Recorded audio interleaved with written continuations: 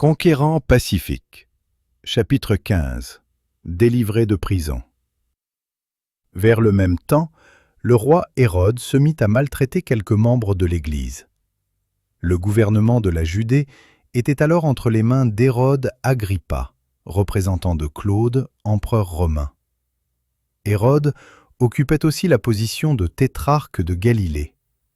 C'était un prosélyte fervent de la foi israélite qui paraissait très zélé dans la pratique des cérémonies de la loi juive.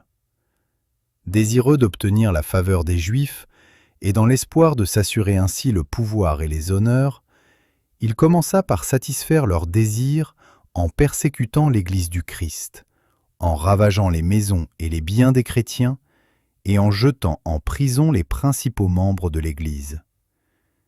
Il emprisonna Jacques, frère de Jean, qu'un bourreau fit périr par l'épée, comme Hérode Antipas, qui avait fait décapiter Jean-Baptiste. Voyant que son attitude envers les chrétiens plaisait aux Juifs, il fit aussi emprisonner Pierre. Les cruelles persécutions d'Hérode sévirent à l'époque de la Pâque.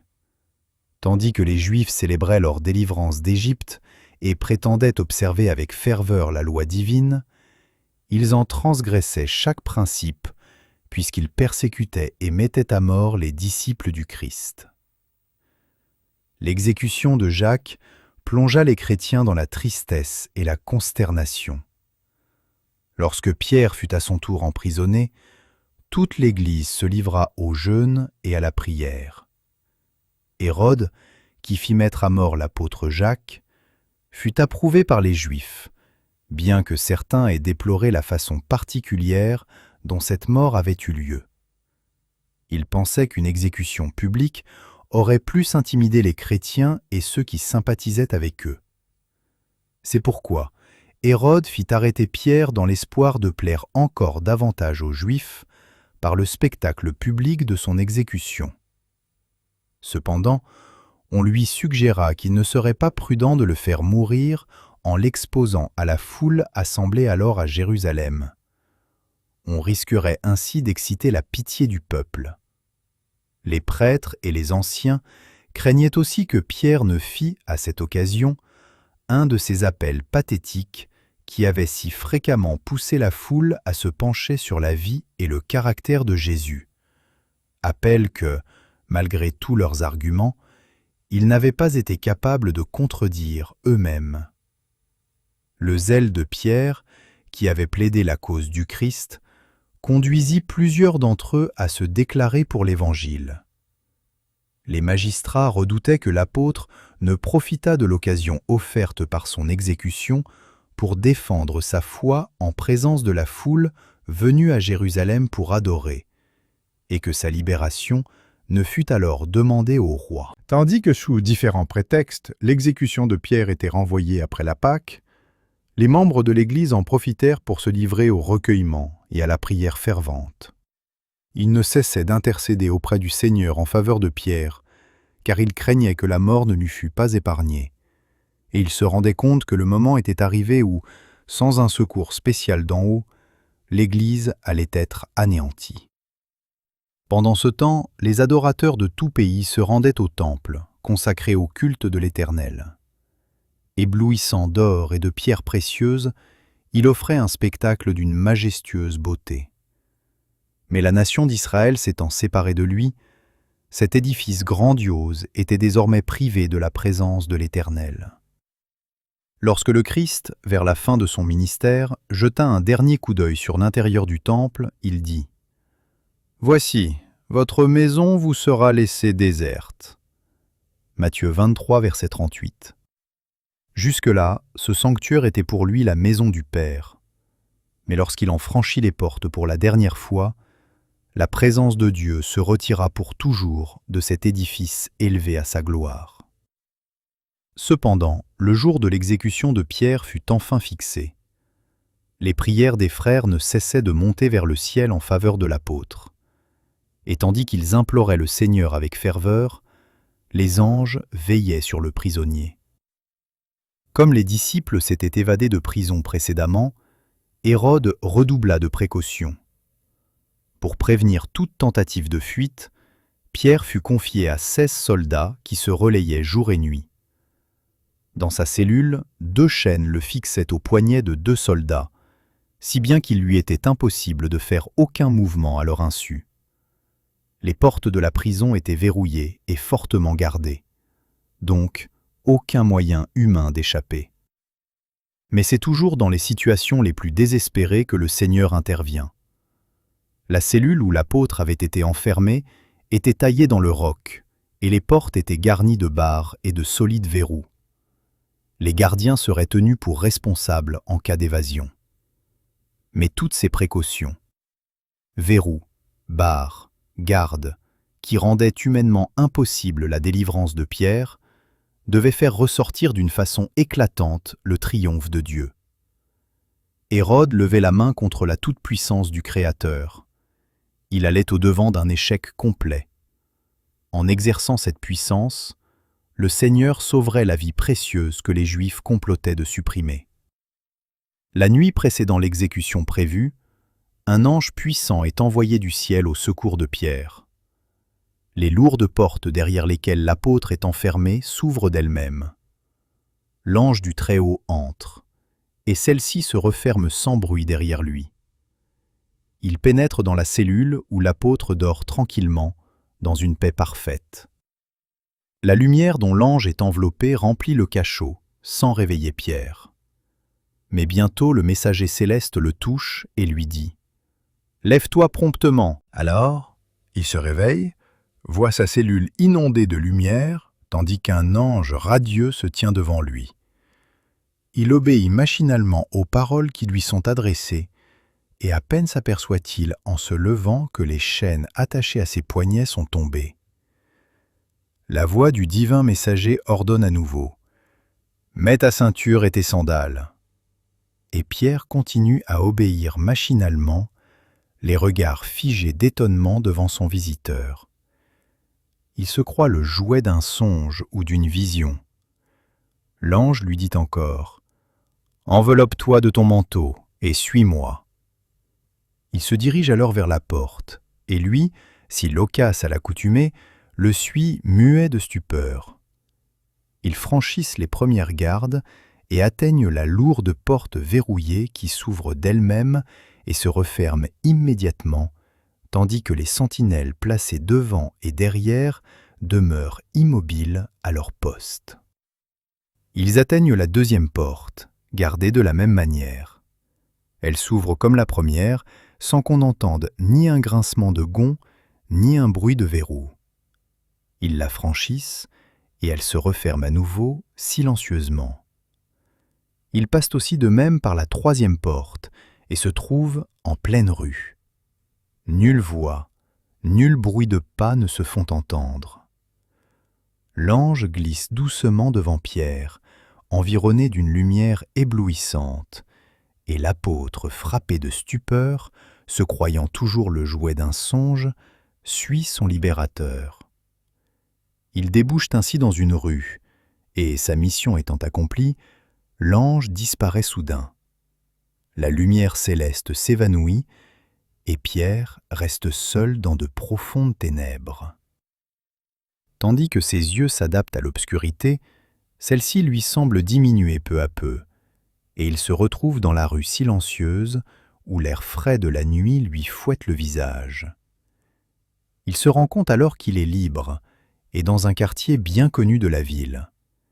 Il voit les lieux qu'il avait si souvent fréquentés et où il s'attendait à passer, le lendemain, pour la dernière fois. Il essaie de se rappeler les événements des heures qui venaient de s'écouler. Il se souvient de s'être endormi entre 2 soldats après avoir enlevé ses sandales et son vêtement. Or, il constate maintenant qu'il est entièrement vêtu. Ses poignets gonflés par les fers cruels sont libérés de leurs chaînes. Il se rend compte que sa liberté n'est pas le résultat d'une illusion, ni d'un rêve, ni d'une vision, mais une merveilleuse réalité. Le matin où il devait être exécuté, un ange l'avait délivré de la prison et de la mort.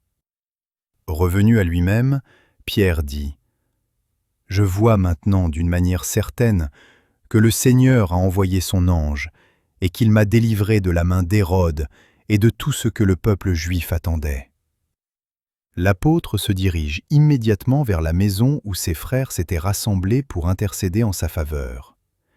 Il frappa à la porte du vestibule, et une servante, nommée Rhode, s'approcha pour écouter. Elle reconnut la voix de Pierre, et, dans sa joie, au lieu d'ouvrir, elle courut annoncer que Pierre était devant la porte. Ils lui dirent « Tu es folle !» Mais elle affirma que la chose était ainsi. Et ils dirent « C'est son ange. » Cependant, Pierre continuait à frapper. Ils ouvrirent et furent étonnés de le voir. Pierre, leur ayant de la main fait signe de se taire, leur raconta comment le Seigneur l'avait tiré de la prison. Puis il sortit et s'en alla dans un autre lieu. La joie et la louange remplissaient le cœur des chrétiens, car Dieu avait exaucé leurs prières et délivré Pierre de la main d'Hérode. Dès le matin, une grande foule se réunit pour assister à l'exécution de l'apôtre. Hérode envoyait des officiers à la prison pour que Pierre fût amené au supplice avec un grand déploiement d'armes et de soldats, non seulement pour prévenir son évasion, mais dans l'intention d'impressionner tous les sympathisants. Or, quand les soldats qui gardaient la porte de la prison découvrirent que Pierre s'était échappé, ils furent saisis de frayeur, car on leur avait notifié qu'ils étaient passibles de mort s'ils laissaient échapper leurs prisonniers. C'est pourquoi ils s'étaient montrés particulièrement vigilants.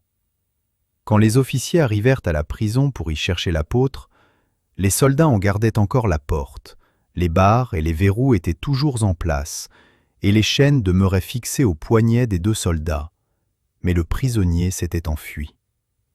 Hérode fut particulièrement irrité par le récit de cette fuite. Accusant les gardiens de négligence dans leur travail, il les fit mettre à mort. Il savait bien qu'aucune force humaine n'était intervenue en faveur de Pierre, mais il ne voulait pas avouer que la puissance divine avait déjoué ses desseins, et il préféra défier Dieu. Peu de temps après la libération de Pierre, Hérode se rendit à Césarée, où il fit donner de grandes réjouissances pour s'attirer l'admiration et la faveur du peuple. Ces fêtes avaient rassemblé les amateurs de plaisir de tous les coins de la ville, et l'on festoya copieusement. Hérode se montra au peuple en grande pompe. Il adressa à la foule un brillant discours. Revêtu de ses habits ruisselants d'or et d'argent, dont les pans éblouissaient les spectateurs, il apparut dans un faste extraordinaire. La majesté de sa silhouette ainsi que son discours impressionnèrent fortement le peuple. Les sens déjà altérés par les plaisirs de la fête et par l'excès des boissons, tous étaient émerveillés par les ornements royaux d'Hérode, séduits par son aspect et son éloquence. Délirant d'enthousiasme, ils le couvrirent de paroles d'adulation et affirmèrent qu'aucun mortel ne pouvait offrir une majesté semblable, ni parler avec une telle éloquence. Bien plus, ils déclarèrent que, s'il n'avait cessé jusque-là de le respecter comme gouverneur, il l'adorerait désormais comme un dieu. Quelques années auparavant, certaines de ces voix que l'on entendait glorifier ce méprisable pécheur s'étaient écriées avec frénésie. « Abat Jésus, crucifie-le, crucifie-le » Les Juifs avaient refusé de recevoir comme le Christ celui dont la robe modeste, usée par les voyages, recouvrait un cœur débordant d'amour divin. Leurs yeux ne pouvaient discerner, sous une aussi humble apparence, le Seigneur de vie et de gloire, bien que sa puissance fût révélée par des œuvres que des hommes ordinaires ne pouvaient accomplir. Mais ils étaient prêts à adorer comme Dieu le roi arrogant, dont le magnifique vêtement tout chatoyant d'or et d'argent recouvrait un cœur cruel et corrompu. Hérode savait qu'il ne méritait nullement les louanges et les hommages qu'on lui décernait. Néanmoins, il accepta du peuple cet acte d'idolâtrie. Son cœur bondissait de joie devant le triomphe qu'on lui réservait, et une flamme d'orgueil satisfait éclairait son visage quand il entendit s'élever ce cri. « Voix d'un Dieu et non d'un homme !» Mais un changement soudain s'opéra. Son visage pâlit comme celui d'un mort et fut ravagé par l'agonie. De grosses gouttes de sueur ruisselaient de tous ses pores. Il demeura quelques instants immobile, comme figé par la douleur et la terreur, puis se tournant, livide, vers ses amis épouvantés, il s'écria « Celui que vous avez divinisé est frappé à mort !» On l'emmena loin de cette scène d'apparat, au milieu des douleurs les plus violentes. Après avoir été l'objet de la louange et de l'adoration de cette grande foule, il se rendait compte qu'il était entre les mains d'un roi plus puissant que lui. Le remords le saisit. Il se souvint des persécutions qu'il avait impitoyablement infligées aux disciples du Christ, de l'ordre cruel qu'il avait lancé contre Jacques, ce disciple innocent qu'il avait fait mourir. Il se souvint de son intention de faire mettre à mort l'apôtre Pierre, de sa déception et de sa rage qu'il avait assouvies sur les gardiens de la prison. Il comprit que Dieu allait maintenant lui demander des comptes, à lui, l'impitoyable persécuteur. Il ne trouva aucun soulagement à ses souffrances physiques, aucun à son angoisse morale, et il n'en espéra point. Hérode avait connaissance du commandement de Dieu qui dit « Tu n'auras pas d'autre Dieu devant ma face ». Il savait qu'en acceptant l'adoration du peuple, il avait mis le comble à l'iniquité et attiré sur lui la juste colère de l'Éternel. L'ange même qui, des parvis célestes, était venu au secours de Pierre, fut le messager de la colère de Dieu et de son jugement prononcé sur Hérode. Il avait secoué Pierre pour l'éveiller de son sommeil, mais ce fut d'une toute autre main qu'il frappa le roi pervers. Il brisa son orgueil en lui infligeant le châtiment du Tout-Puissant. Hérode expira après une terrible agonie, sous le jugement réprobateur de Dieu. Cette manifestation de la justice divine eut une profonde répercussion sur le peuple. La nouvelle que l'apôtre du Christ avait été miraculeusement délivré de la prison et de la mort, tandis que son persécuteur avait été frappé par la colère divine, fut propagée à travers tout le pays et contribua à amener de nombreuses âmes au Christ. Le cas de Philippe, conduit par un messager céleste pour se rendre vers le lieu où il devait rencontrer un ministre éthiopien à la recherche de la vérité, le cas de Corneille, qui reçut la visite d'un ange porteur d'un message divin, celui de Pierre, jeté en prison et condamné à mort, délivré lui-même par un messager céleste, nous montrent la relation étroite qui existe entre la terre et le ciel. Le récit des visites de ces anges devrait encourager et fortifier les serviteurs de Dieu. Aujourd'hui, comme aux jours apostoliques, ils parcourent la terre, cherchant à réconforter les affligés, à protéger les impénitents eux-mêmes, à gagner le cœur des hommes au Christ. Nous ne pouvons les voir personnellement. Néanmoins, ils sont près de nous. Ils nous guident, nous dirigent et veillent sur nous. Le ciel est relié à la terre grâce à cette échelle symbolique que vit le patriarche Jacob, dont la base s'appuie fortement sur la terre, tandis que le sommet rejoint le trône de l'infini. Sur cette échelle resplendissante, des anges montent et descendent sans cesse. Ils portent au Père céleste les prières de ceux qui sont dans le besoin et dans la détresse, et redescendent du ciel pour transmettre aux enfants des hommes la bénédiction et l'espoir. Ces anges de lumière nous élèvent jusqu'à l'invisible et l'éternel, et placent notre âme dans une atmosphère céleste. Notre œil ne distingue pas leur aspect, c'est spirituellement que nous voyons les choses célestes. De même, c'est spirituellement que nous saisissons l'harmonie des voix d'en haut. L'ange de l'Éternel campe autour de ceux qui le craignent, et il les arrache au danger.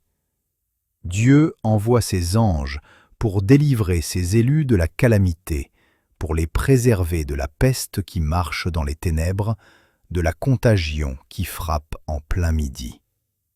Maintes et maintes fois, des anges ont parlé à l'homme, comme l'homme parle à un ami, et les ont souvent mis à l'abri du danger.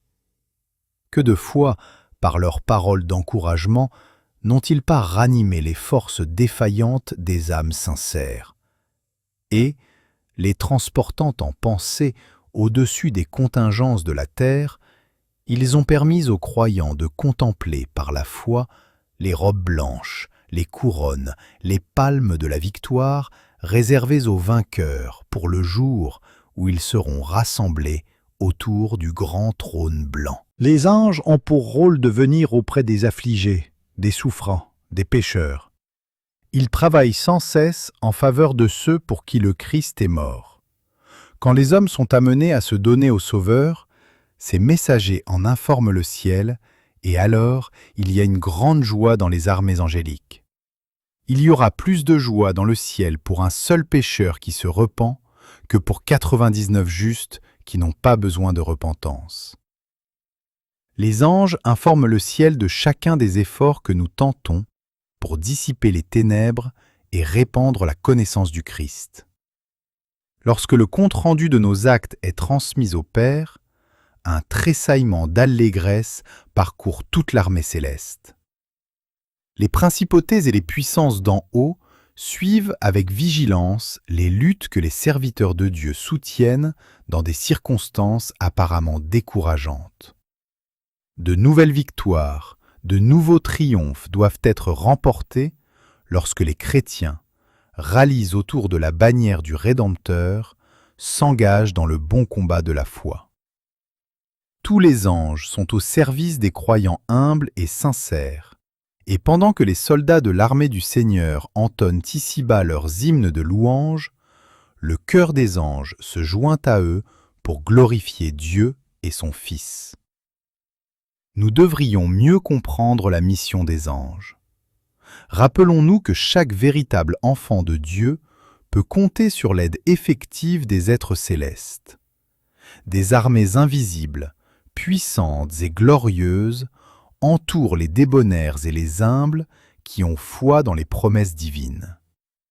Les chérubins, les séraphins et les anges qui excellent en force et se tiennent à la droite de Dieu, ne sont-ils pas tous des esprits au service de Dieu, envoyés pour exercer un ministère en faveur de ceux qui doivent hériter du salut ? Hébreux 1, verset 14.